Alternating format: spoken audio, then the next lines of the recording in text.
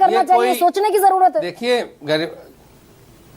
गरिमा जी, विपक्ष पे जो विकल्प हैं वो विकल्पों का प्रयोग करता है, लेकिन ये भी इस देश में छुपा नहीं है कि जुडिशरी में किस तरह के अपने विवेकाधिकार से, या सुनिए कहिए तो किस तरह की अपनी अथॉरिटी को यूज करके बहुत सारे कांग्रेस के जमाने से अब तक के अपॉइंटमेंट्स होते हैं, किस तरह की प्रक्रिया है। बहुत बार लोगों ने सवाल उठाए हैं, क्योंकि एक जुडिशरी का सैक्रोसेंट इमेज बना हुआ है और हमें देश की व्यवस्था बनाने के लिए बनाना भी पड़ता है।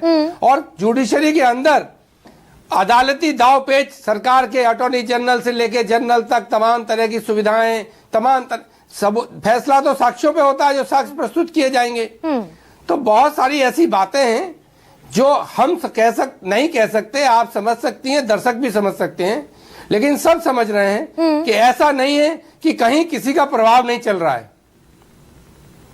प्रभाव नहीं चल रहा है, बहुत बार ऐसा होता है और ये ऐसा ही नहीं होता। ठीक है सर, आशुतोष जी इस डिबेट को कंक्लूड कर दीजिए। भाई ये वाकई दरअसल सवाल पूछने पर टूल किट का हिस्सा बता दिया जाता है, पाकिस्तानी एजेंट बता दिया जाता है, या फिर क्रक्स ऑफ द स्टोरी कुछ और है?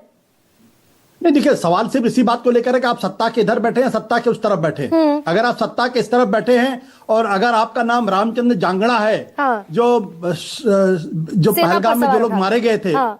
उनकी पत्नियों के बारे में क्या क्या टिप्पणी कर रहे थे वो, हाँ। अगर वही भारतीय जनता पार्टी के सदस्य होते तो शायद उनके भारतीय जनता पार्टी सदस्य नहीं होते तो एफआईआर करके उनको जेल भेज दिया जाता।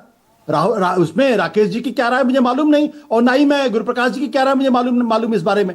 तो अब इसी के साथ साथ आपने देखा मध्य प्रदेश के मंत्री जी थे, वो सोफिया कुरैशी के बारे में क्या बोल रहे थे, वो क्या बोला उन्होंने, क्या पार्टी ने उनके खिलाफ कोई कार्रवाई की? अभी भी मंत्री बने, पार्टी ने कोई कार्रवाई नहीं की।